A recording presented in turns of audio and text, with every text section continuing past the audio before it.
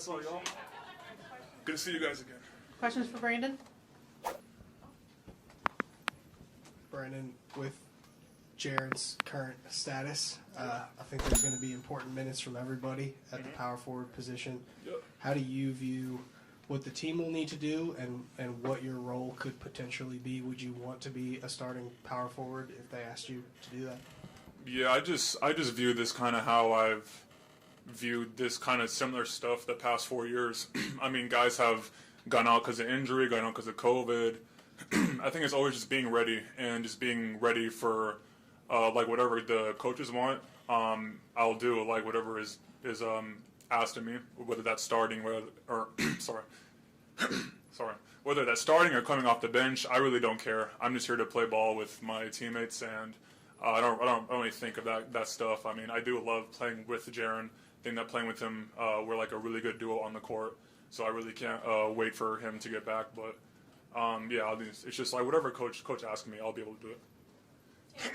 Hey, VC, last year you had one of your most consistent years. What do you do this offseason to try to even build upon what you did last year? Yeah, I think it's just like taking care of your physical health and your mental health, which is the like biggest stuff. I think if your like mental health is really strong, it makes being the best player on the court easy, whether it being hard. And also just kind of working on my body, on my health, whether that's my diet or that's my strength or that's doing like whatever my like trainer's asking me. Just kind of just getting myself ready for the year. Hey, Brandon, I know you say it doesn't bother you if you come off the bench or start, but everybody wants to start, man. You know, I understand how that goes. But getting that label that he's such a good guy coming off the bench, giving us energy or whatever.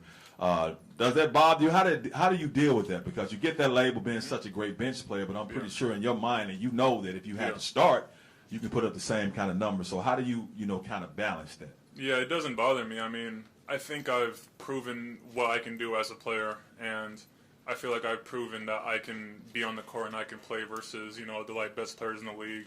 I can start, I can come off the bench, I can do whatever. So, like definitely makes sense why a coach would want me to come off the bench because of that extra push that I bring. I think that really is a big part of us like winning games. Having a good bench is huge, really. So it doesn't really bother me at all. Actually, I'm just really glad to be here in the first place and to be able to play here. You are, I think, extension eligible right now till a certain time. How's that process gone? And this is the first time you'll be going through, I guess, a contract year, so to speak. How does that affect your approach to the season? Yeah, I mean, it doesn't really change at all. I'm just kind of grateful to even be in this spot where I'm able to sign this. I really can't say too much, but I really do love playing here. Playing here these past 3 years, year 4 coming out has been a dream for me. It's been very fun. It's been awesome. I love it here. But yeah, I mean, obviously, there's a bunch of stuff can't really talk about. There's stuff going on, but either way, I'm in a great spot. I love to play here and I love to play ball. So either way, I'm just not really stressed out. I'm just always blessed and grateful to be able to make money and be able to make money doing what I love. Would it be fair to say you're optimistic about how things are going? I don't really want to say. I'm not good at knowing what and what not to say. I think I'm optimistic either way with anything that happens. So yeah. Brandon, it seems like since you've been here, you've sort of been asked to do different things with your game every single year. Mm-hmm. Last year, it looked like you got back to just being Brandon, with your energy off the bench, getting into the paint, the floater game. Yep.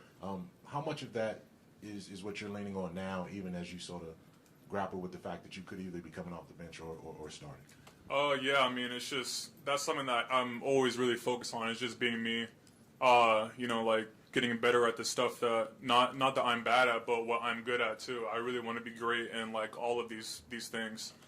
So I really did put in work and stuff that, I shot the ball a bunch. I really worked on dribbling. I really worked on my strength. I really worked on my mental, this past off season. And, but yeah, really just, I'm always going to know that, the core player me is, I know who, he is, and, I think that's something that I can show up with every night, too. So, yeah, just always being me. But I do get that me though can be a very very great player.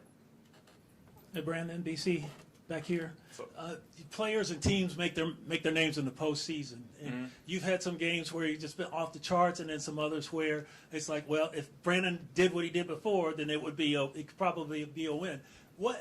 How do players get that consistency that they had from the regular season to translate into the postseason? I think just kind of learning from every journey that you do take to that postseason and kind of like learning from it. I think that's why the Warriors were so good, because they've been there like 7 or 8 times straight, really. So, yeah, I think it's just like learning, really.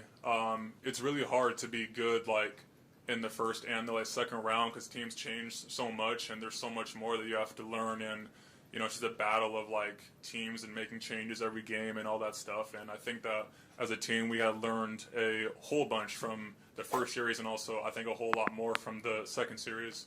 And I think we kind of learned like what it'll take to make it past that second round and further on. Last 2 questions. Clarke, then Josh. Brandon, I'm not sure how much time you spent with the guy yet, but as young as you guys are, how much can it help having a guy like Danny Green bring you guys along faster in terms of maturation and just learning more about the game? Yeah, we don't really have. I mean, we got Steve-O, but he's also pretty young too. I think having a vet with us is something that's like really big. Really, we don't, because he's been there. He's been very far in the playoffs multiple times. He's even won a ring, and he's a player that I've watched for years now too. So definitely something that I kind of like look up to. And if there's any questions that we got, because we do have a bunch of young guys, I think they're really gonna look up to him a bunch. And I just think that having a player like that, just like a real good like vet player that's been through it a lot, is going to be real big for our team. Hey, Brandon, I want to go back to the question Mark asked you. I don't want to get you in trouble because you said you don't know what to say and what not to You're say. good. No, you you're said about the extension, you said signing this as something that you're seeing, that you have seen. So you don't have to answer the question. I just want to read your body language and how you how you look after I make this comment. Go ahead, man. I'm looking. So now I know what it I'm is. smiling. Okay, yeah, exactly. So I know what I'm that means. definitely happy to be here, man. Thank you. I know what that means. I want to be here. So yeah. All right. Thank you, Brandon. Thank you guys. Appreciate you guys. You?